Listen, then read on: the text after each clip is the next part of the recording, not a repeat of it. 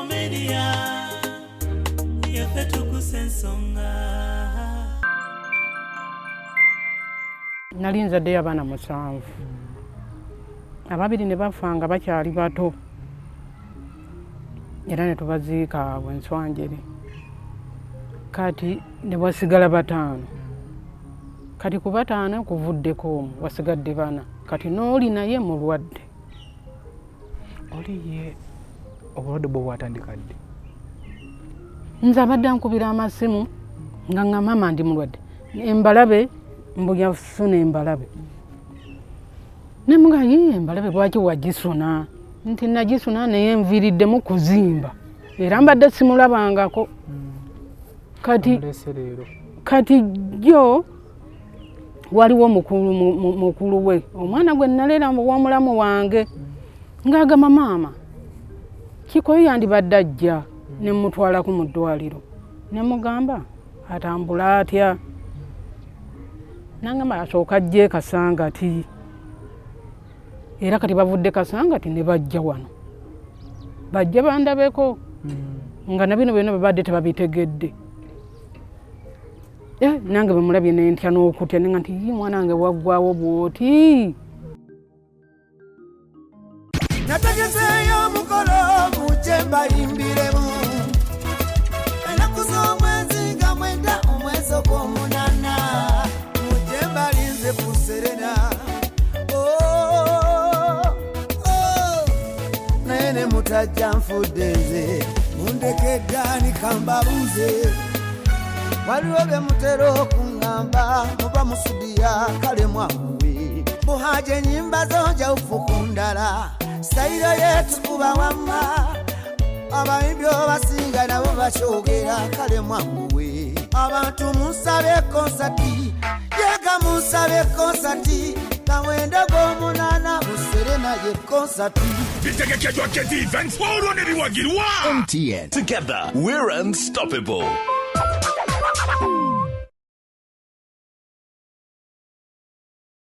Basebo ne banyabo mbalamusizza amannya Maama Fiina akwira abasawo b'ekinnansi mu ggwanga. Tusobola okulabula abantu mwenna mu Uganda yonna n'ensi yonna okutwaliza awamu nti nina abafere abakozesa erinnya lyange ne babba abantu. Bali ku Facebook, bali ku TikTok, bali ku mikutu gyonna. Nga beefudde Maama Fiina. Maama Fiina oba onoonya obujjanjabi bwo bawetaaga bujjanjabi bwo businkana bulenga wokka Mityana Road lunaku luba lwa Sunday. Maama Fiina tajjanjabira ku Facebook, Maama Fiina tajjanjabira ku TikTok. Maama Fiina essimu ze zino 0772 45 89 64 ne 0782 95 17 21. Oyo gwodiringa naye ku Facebook oyo mufere si Maama Fiina. Muzukulu wa Kabajja nze nkubuuzaako amakya gano twasuze otya? Kansubire nti wasuze bulungi era nyongera okukulisayo mwenna ababadde wali ku Africana mu kivulu kya Memories of Good Life. Kivulu ekyo kyabadde kirungi nnyo. Twagala okwebaza omutegesi Nobat Events okubeera nga ate wategese omukolo gwabadde omulungi. Wizomanizo omuganda wange webale okubeera nga basobodde okupafomingira abantu mwebale okubeera nga mwakijjumbidde okubeera nga ate mugendayo okujjukira Good Life. Twebaza mwenna babaddeyo, twebaza bayimbi abawerekeddeko. Waliwo embeera yabatuuseewo ya gift of kado naye tugezako okumunoonyaako, tujja kuba nga tumunoonyaako kaawo. Amakya gano amawulire ge mbaleetedde nga tuvuddeko eyo si malungi. Amawulire ga nnaku ga kufiirwa. Nsuubira nti ali eyo atulaba onoowera amawulire gano nawe gajja kukyukinga, ojja kubeera ng'otyamu nga bw'atyo Mukama ye we yageze. Nga tunagenda amawulire ago, waliwo entiisa ebootikidde abantu b'e Nakifuma. Emmotoka evudde ku luguudo n'egenda eyambalira edduuka n'etomera abantu ababadde bazze okugula ebintu naye nga weewuunya nti distance ate ebadde okuva ku kkuba paka mu dduuka ebadde nneneko. So tetumanyi oba omugoba w'emmotoka eyo abadde nga alinako obuzibu n'omuntu omu abadde mu dduuka. Tukyakola okunoonyereza era nga tusaba nti tuyinza okugendako Nakyefume eyo okulaba embeera nga bweri. Emmotoka eno ebadde kika kya Corona era ng'eri namba UAG 847A yevudde ku koona eyambalira edduuka ly'omusuubuzi omututumufu mu kibuga w'eky'e Nakyefuma era musasi waffe wabeereddeyo nga bantu batandise okukuŋŋaana beebuuza kiki ddala ekibaddewo naye nga abamu bagamba nti ayinza okuba nga waliwo omukyala abadde azze okugula ebintu ayinza okuba nga babaddemu n'obutakkaanya nga gwabadde ayagala okwambalira amutomererewo naye nga tukyanoonyereza ekituufu.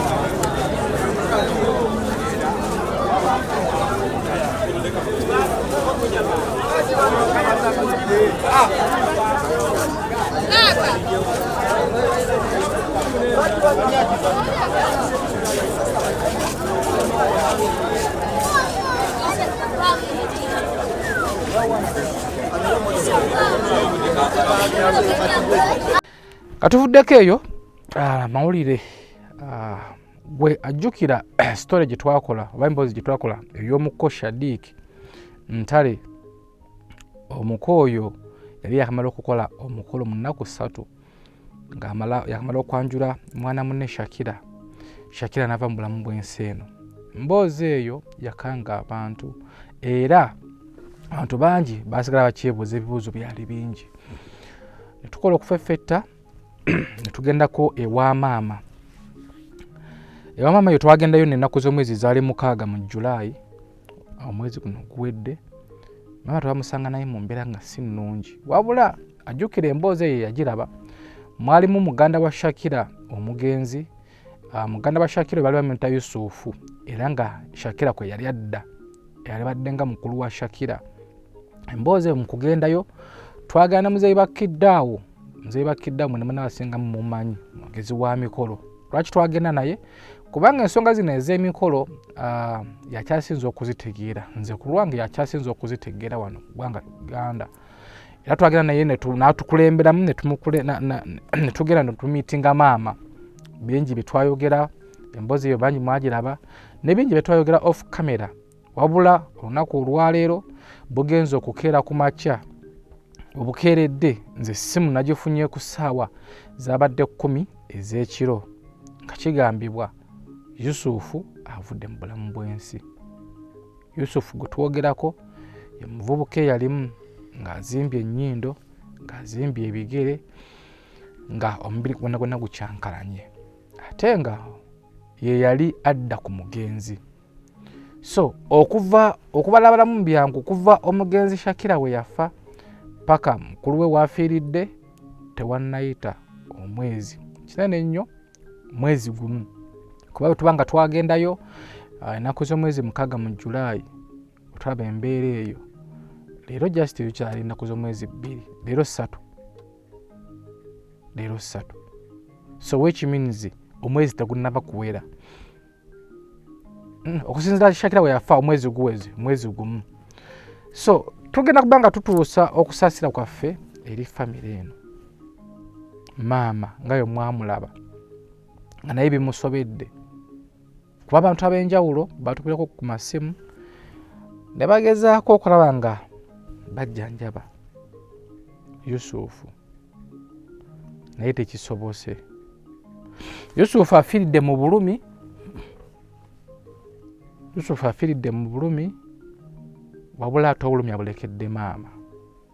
So tusaba okutuusa okusaasira eri famire, eri maama, eri eŋŋanda n'emikwano. Mukama yawa ate era yajjawo. Teebereza omwezi gwakayitawo gumu nga baakaziika, n'enkya bagenda kuziika. Musiraamu ne leero bagenda kuziika.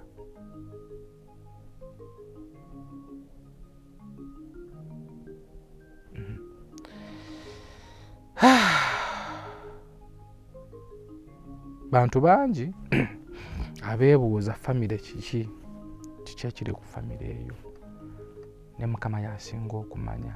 Jjukira nti ebitonotono bigambibwa nti famire eyo abaana abo baagiraba bukulu. Famire abaana baagiraba bukulu, babatwalayo bukulu. So tetumanye obuzibu oba buli mu famire oba obuzibu buli eno, naye ng'ate mu mbeera eyo nga tukyali ku mboozi ya Shadiiki eyo lwakuba nti twayagala okubijja mu mawulire, twafunako abantu abamu mu famire eyo abatukubirako ku masimu nga beemulugunya ebyali biboogerwako. Jjukira nti mu mboozi ze twakolanga nga kigambibwa nti obuzibu bwonna bwali mu famire okwatta Shakira, era nga kigambibwa nti omutimbi eyatimba ku mukolo gwa Shakira yayinza okuba nga yavaako akabasa akatwala Shakira ezira kumwa. Era n'emboozi ze twakola ku maama twafunako abantu abamu abatukubira ba famire eyo nabo nga beemulugunya nga baga nti maama ekituufu akimanyi, aleme okutubuzaabuza. Ffe bwe twaba guli gutyo nga bintu bitandise okuwanvuwa ennyo ate nga bya famire, tubagamba famire eno esobola okutuula ne bamaliriza ensonga eyo. Ensonga ezo zibeera zigwera mu famire, wabula waliwo ensonga ezitakugera mu mawulire. So tetumanyi biki ebyaddako awo era tetwaddamu kubawuliza, naye mu mbeera eno ate wazzeewo okufiirwa omuntu omulala, omuntu omulamba omulala abadde akuze mu myaka, abadde yeekolerera, abadde ayambako ku baganda be, naye agenze zira kumwa. So tusaba ku magezi gammwe famire eno egenda kuba nga ekikola etya, kuba bakunkumuka. Shakira yagenda bw'atyo mbulaga mu mukolo gwe wakati tugambe nti we yafiira, yalibadde nga anemuunu yagimayira mu ddwaliro. Ono just mwezi gumu n'agenda. Tulakuba nga tufuma ofunako ku muko Shadiiki atubulire y'amawulire yagafunye atya, era enteekateeka eri etya, oba amanyiko ku nteekateeka yonna. Tugenda kuba nga tumufunako tumanye ekiri eyo, naye nga tetonnaba kufuna Shadiiki ate n'embeera eri maka oba eri ku baana ba Sobi omugenzi abasinga gumale mumanyi si nnungi, era tugenda kuba nga byetukolako tugenda kuba nga tugendayokko tulabe embeera gye balimu, naye nga si nnungi. Bigambibwa nti Naalongo eyali mukyala w'omugenzi Sobi yagenda omulundi gumu teyadda, abaana ne basigalawo bokka, bali awo tewali ayamba, bali awo ge bakaaba ge basula. So tugenda kuba nayo tutuukayokko eyo tulabe embeera gye balimu, tulabe banaakikola batya, naye nga bye tulimu. So tuteekamu akasente baziwa and Sons basangibwawo ku Mukwano Arcade, balina buli kalonda yenna wa beddings. Bw'anoonya ebintu ebirungi, anoonya beddings omulungi, anoonya amasuuka blankets, duvet covers, mattress covers, mattress protectors, carpets, bw'anoonya tawero obutimba bwa nsiri, babayita baziwa and Sons. Babirina mu bungi basuubuza n'okusuubuza, nawe gwayagala akamu akamu batuukire basangibwawo ku Mukwano Arcade. Namba zaabwe ziri ku screen okwo, gwalina wooteroyo basobola okugifuula nga 5 star yadde ng'eri 2 star. olw'ebintu ebirungi bye balina babayita Baziwa and Sons. Ate naye gwe yatawaanyizibwa mu kufuka omusajja ng'ali eyo ng'ofuka omusolo gukuluma osiibwa. Signs nnyingi nnyo ezireetera kansa. Laba akalango kano bafunira obujjanjabi nga bukyali. Tufe mulango tukomewo. Kintu kya bulabe nnyo eri omwami yenna ng'olina obubonero buno wammanga naye ate n'osalawo kubusiriikirira. Omwami ng'ofuyisa kumukumu naddala mu biseera ebyekiro oba kye tuyita frequent urination during the night, omwami ng'olumizibwa mu ndira oba kye tuyita low abdominal pain, omwami nga tokyasobola kusibwa musulo oba kye tuyita inability to hold back urine, sako n'omwami nga oba buukirwa ng'ofuka oba kye twandiyise burning sensation during urination. Obubonero bwonna bwonna bulaga nti prostate gland yo yagaziwa era ku advanced stage muvamu ekirwadde kye tuyita prostate cancer. Kale n'olwekyo wandibadde weefunira prostate lax capsules ku namba y'essimu eno 0708 786 53 oba 0760 77 16 01. Are you interested in upgrading your sleeping and bathing experience? Then Ziwa & Sons is the right spot for you. We sell blankets, bed sheets, duvet covers, bed covers, mattress protectors, mosquito nets, wardrobe, all closets, towels, bathrobes, pillows, traveling pillows, cushions, shoe rack, dyeing rack, and ironing boards.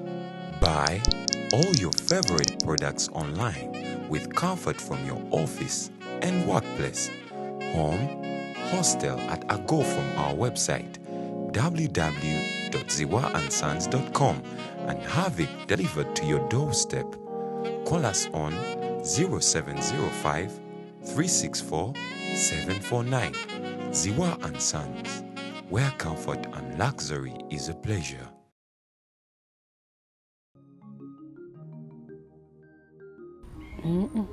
Era yamuddirako ddala. Shakira kwabadda dda. Otyo. Kati ye ate oli omuwala omulala nadda ku Shakira. Otyo oli asembayo omuwala omulala. Bameka. Nali nzaddeyo abaana 7. Ababiri ne bafa nga bakyali bato. Era ne tubaziika Bwenswanjere. Kati ne wasigala 5. Kati ku 5 kuvuddeko omu wasigadde 4. Kati n'oli naye mulwadde. Oli ye obulwadde bwo bwatandika ddi? Nze abadde ankubira amasimu nga mama ndi mulwadde. Embalabe mbuya funa embalabe. Nemuga embalabe lwaki wagisuna? Nti nagisuna naye nviriddemu kuzimba. Era mbadde simulabangako. Kati jo waliwo mukulu we omwana gwe nalera w'omulamu wange ng'agamba maama Kikoyi yandibadde ajja ne mutwalako mu ddwaliro. Ne mugamba atambula atya. Nangamba asooka ajje Kasangati. Era kati bavudde Kasangati ne bajja wano. Bajja bandabeko nga na bino byonna babadde tebabitegedde. Nange bwe mulabye ne ntya n'okutya ne nga nti mwana wange waggwawo bw'oti. Ate nga ne munno yakanfaako.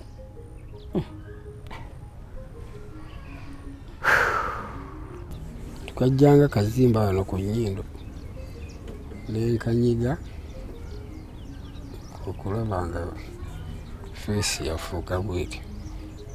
Ate bino ebigizegize mu feesi bino byo bijja luvannyuma nnyo tebinnaweza ndowooza na mwezi naye nga ennyindo kyekyali omutwe omukulu. Nange nali ndi awo nga ndaba bino binkuba muno mu feesi. Ate ekigere okuzimba? Kino ekigere just tuludde buli mu ddwaliro eyo. Ndowooza tutudde nnyo leero tuludde nnyo eyo mu Kasangati. N'omusaayi ndowooza tayina. Naye nga kyo tekirina batusindise Mulago enkya.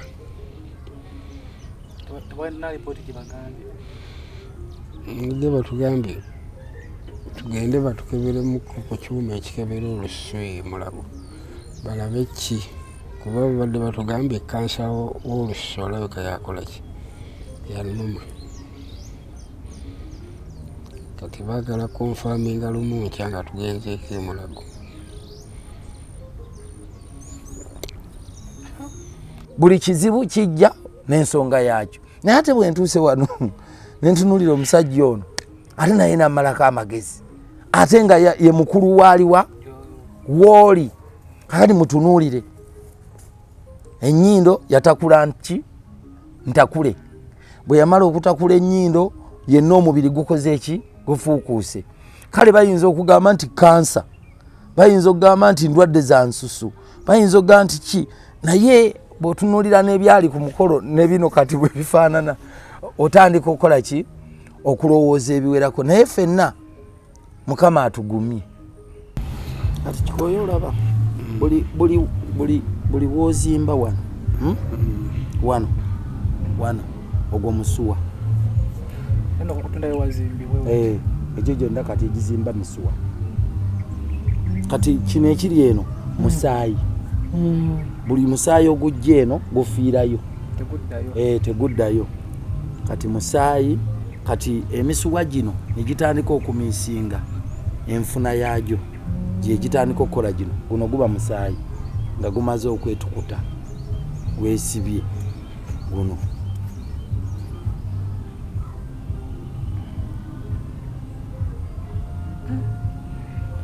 nze ndaba ng'olumbe luno olutamaze myezi 5 gyokka. Ennyindo eyo wagitakula mwezi ki? Era mu gwa 12. Netandika kuzimba mu gwa 12? Nga mu January awo. Saagitakula just kaali kazimba munda wano nenkanyiganyiga ne katandika okukola ki obugejja.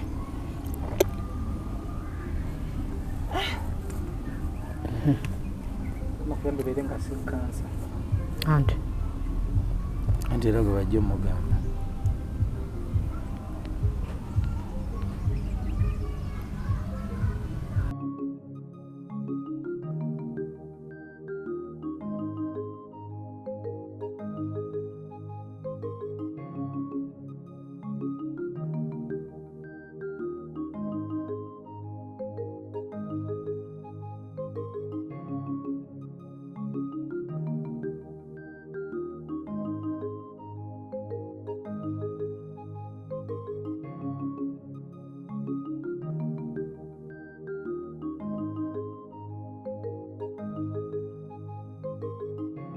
Kintu kya bulabe nnyo eri omwami yenna ng'olina obubonero buno wammanga naye ate n'osalawo kubusiriikirira. Omwami ng'ofuyisa kumukumu naddala mu biseera ebyekiro oba kye tuyita frequent urination during the night, omwami ng'olumizibwa mu ndira oba kye tuyita low abdominal pain, omwami nga tokyasobola kusibwa musulo oba kye tuyita inability to hold back urine, sako n'omwami nga obabuukirwa ng'ofuka oba kye twandiyise burning sensation during urination. Obubonero bwonna bwonna bulaga nti prostate gland yo yagaziwa era ku advanced stage muvamu ekirwadde kye tuyita prostate cancer. Kale n'olwekyo wandibadde weefunira prostate lax capsules ku namba y'essimu eno 0708 786 53 oba 0760 77 16 01.